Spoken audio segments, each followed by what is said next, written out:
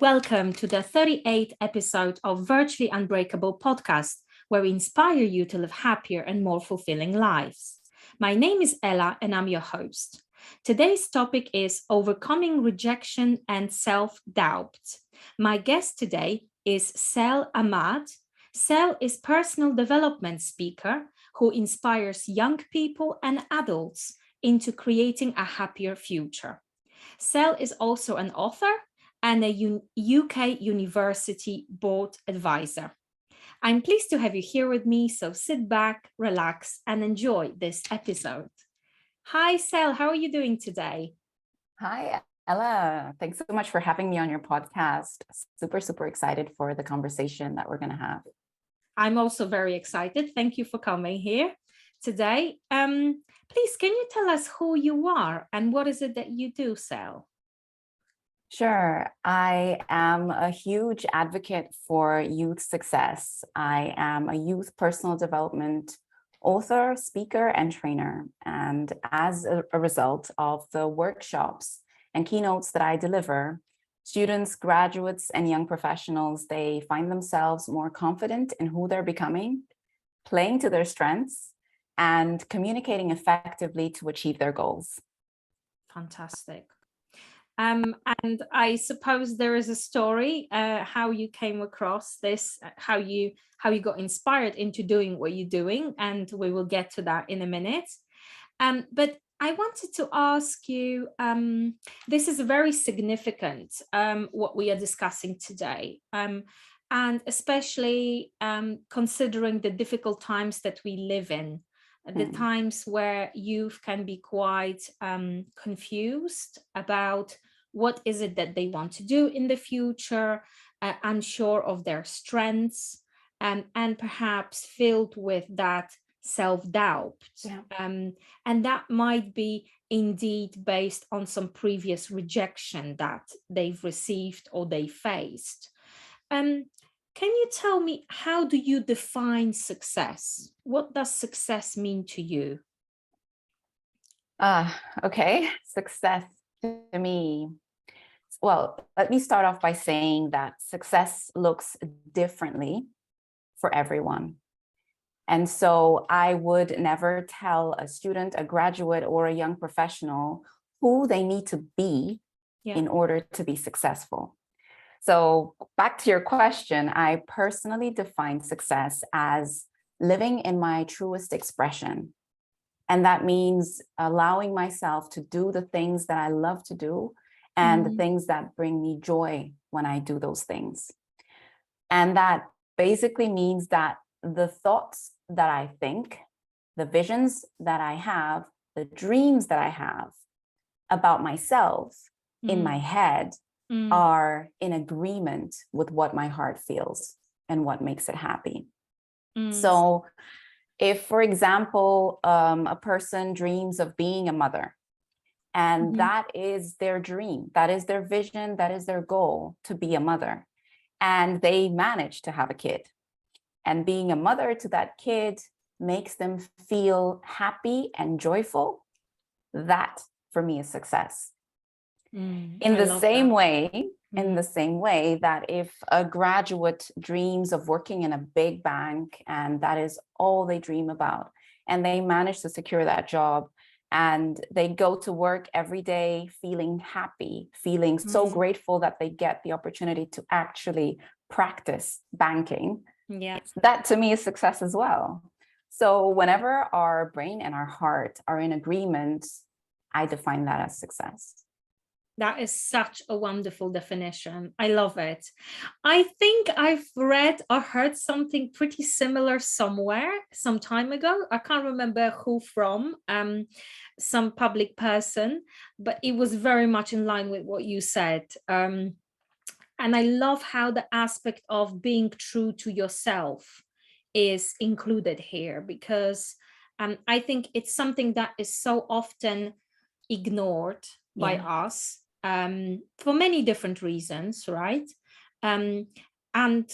But yet there is a very strong, there's lots of research and very strong scientific evidence that shows that when we do indeed forget about who we are and what is it that we want to achieve and what our dreams and goals are, everything starts unfortunately deteriorating, including our physical health, our mental health, our relationships.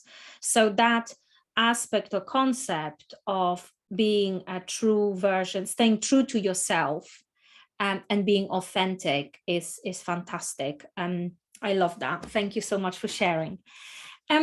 So we are speaking today about rejection and self-doubt, and like I said earlier, it's a topic that often touches on the lives of young people. Can you tell me a bit more about how does your work help young people? Sure. I am mainly in the personal development space, as I mentioned before. So my personal development workshops help young people to be more intentional about living in that truest expression of themselves. So it kind of helps them move towards allowing themselves to become that truest expression of themselves. And personal development, as you know, is a very personal journey, and it's a lot about self-discovery.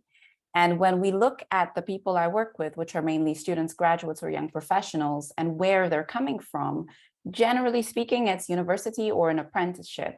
And that by itself has probably taught them a course, a degree, a technical skill that they've learned, which ultimately is meant to give them some level of confidence to be able to do whatever they aspire to do in the future. That's right. However, unless we start working on personal development early on, we as in the young adults end up finding out that they might lack the self-esteem to actually use the skills. So they learn the skills, they have the knowledge, but then inside they don't feel as worthy or as ready or as prepared or as capable to be the one who can execute that specific task. And that's because no strategy or course will ever work if our thoughts and emotions are not in agreement with the things that we're doing. And personal development for me is very special because it's helped me so much at many different stages of my life. But ultimately, what I've seen is when we invest in ourselves, we're investing in the future. And that's why I choose to work with young people. Wonderful. It's almost like, to you and me, this is obvious, but I'm sure many people would probably question it or don't realize it as much as we do. It almost feels like everything starts from a healthy self-esteem, doesn't it? It really is, healthy self-esteem really is the basis for good mental health, for positive expectations, for supportive beliefs, and for executing on your dreams. So for having the courage to take steps towards the future that you really want. And I'm personally also very passionate about self-esteem, which is actually why I wrote a book about it, Teach Your Kids to Build Positive Self-Image, which is a book dedicated to parents on how to raise their children, seeing the good, the positive sides in themselves, because this really forms the basis. And can you tell me, so in your wonderful introduction earlier, you've mentioned what is it that you do and the fact you're working with young people, and why you decided to work in this line of work. Can you tell me a little bit about yourself in terms of when was the time when you were perhaps facing rejection, when you faced rejection, or when you were filled with self-doubt, and how did you overcome that? How did you transform your life then? I've had many moments when I've faced self-doubt and when I've faced rejection. So I can't specifically pin it down to one. Because just when I think I have overcome myself, and I am now super confident, then It happens again. I get a bigger and better challenge to work with. But I can definitely share one experience that is showing up right now for me, and as in my mind, a thought I'm having right now. So there was a time a few years ago when I had an idea to launch a hair care brand. And I really loved everything to do with caring with hair care. So taking care of afro and curly hair. I love that. And I was really good at it. I enjoyed it. But then came the time to launch that business, and I needed some funding. I managed to secure an investor. I was so excited. And a week before I was due to register my company, the investor suddenly pulled out. Big rejection moment right there. And I felt really doubtful, as in, do I have what it takes to take this company forward and launch the business the way I thought I was going to do?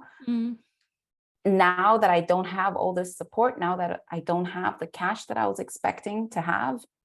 So that was a big moment for me. And I won't lie, it really took me down. It crushed me quite a lot. And I stayed there for a long time. And then I realized that, you know what, I believe more in the future that I'm trying to create than the actual event that happened. So the investor pulling out should in no way affect the future that I want to live, because back then I believed in that future. And so changing the way I was telling that story to myself, as opposed to, oh, the investor pulled out because it was never going to work anyway, or because I'm not good enough, or because the idea isn't as solid, or the return on investment isn't that huge. Changing that story to replacing it with a story of what I actually believe in, which is my future and what I'm trying to create, really felt empowering. And I moved on and I launched the company, did my thing, launched the hair care business, had some level of success, you could say. And then I just realized it myself that that wasn't what I ultimately wanted to do. So that's one moment of rejection and overcoming self-doubt just by changing the story and how I was choosing to see things. Very inspiring. And in one of your TEDx talks, you actually talk about telling the story differently. And how do you think we can tell our story differently so we have chances for creating a more positive, more fulfilling future? Yeah, I think at the end of the day, creating a positive and more fulfilling future, it all begins with having a clear understanding of what that positive and fulfilling future looks like for you. Not for your parents, not for your partner, not for your best friend, for your siblings. Really, what does it look like for you? And if you can create a happier future for yourself, you need to be able to see it. You need to be able to think in your head what that looks like. You need to imagine it. You need to describe it. And basically, you need to see that future before it happens. Yes, that's right. And once you're in that position, in that space of describing and seeing that happy future that you want to live, the next step is to look at where you are now. How are you living your life today? And what's the distance between the future you want to live and the life that you're living today? Simply by observing that, you will discover that you're in one or two, you're going one or the other way. So you're either going down, getting closer to that happy and fulfilling future, or you're moving away from it. It doesn't matter what you're doing, just being aware is the point of this exercise or activity, understanding where you are. And then from that point of awareness, once you know, you can't not know. Once you know, you can't undo it. Exactly. You have the opportunity to change the story. So then it's down to you to decide, okay, what is it that I learned by going completely the opposite direction from my happy future that I can use as tools to take me closer to my happy future. And choose to see your past mistakes, your past rejections, your self-doubt as wisdom, and not be emotionally attached to all those horrible things that happened to you, but use it as tools that you could then that made you move stronger, forwards. perhaps, Exactly. as well. That made you stronger, better equipped to move towards the happy future. Because we do experience contrast every day, right? We have our idea, our vision of what our life should be like and what we should be like. And we do experience this contrast every day. And that contrast make us want our things even more. So if it wasn't for contrast, if it wasn't for rejection, if it wasn't for mistakes, we wouldn't perhaps have the really strong desire to do something different, to try something new. For example, if we are experiencing bad treatment in our job, for example, as young people, we develop this strong desire for being respected and feeling heard in our next employment. So if it wasn't for that one negative experience, we would never value our individuality and respect and equality in the workplace as much as we do today.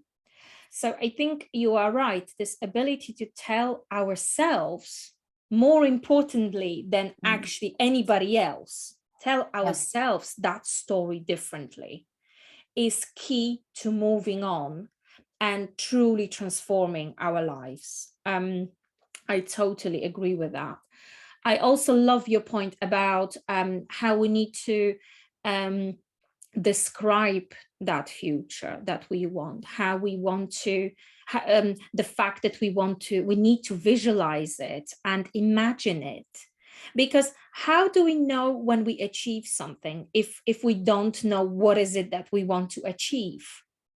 And unless we describe it to ourselves, unless we find the courage to describe how we feel when we get that when we reach that goal, when we get that job, how we're going to celebrate when we get that deal signed or contract signed or a new client, what we're going to do, how we're going to feel, and embracing the feelings related to that. Unless we do that, it will be harder for us to bridge that gap between our life today and our life in the future, isn't it? Absolutely. I love that topic. It's one of my favorite topics, transforming your life. How do you do it? Thank you so much for being on this show today. I really love our conversation. I've heard somewhere a wonderful phrase that I just want to quote here is the most important words are the words we say to ourselves when others don't listen. Absolutely. And that is that positive inner voice. I have the last question for you, Sal. What are the 3 key steps we can all do to be more in charge of our future? What are those steps for you? I love you. I love that you asked this because it really just summarizes everything we talk about. So the 3 steps that we can all take in order to take charge of our future. Step number 1 is understand what you love and what brings joy to your life. Sure. Step number 2 is define what success looks like for you, not anyone else, just you. And step 3 would be decide what small daily steps you can take that will move you closer that goal that you want, that future that you want to live in.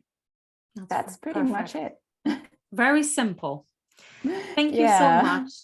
Thank you so much for your time today, Sal. Thanks for coming on the show and sharing your wisdom and your experiences with us. I really enjoyed talking to you, and I hope we can speak again. Thanks for listening. Of course we will. Thank you so much for having me. Have an amazing day. Take care.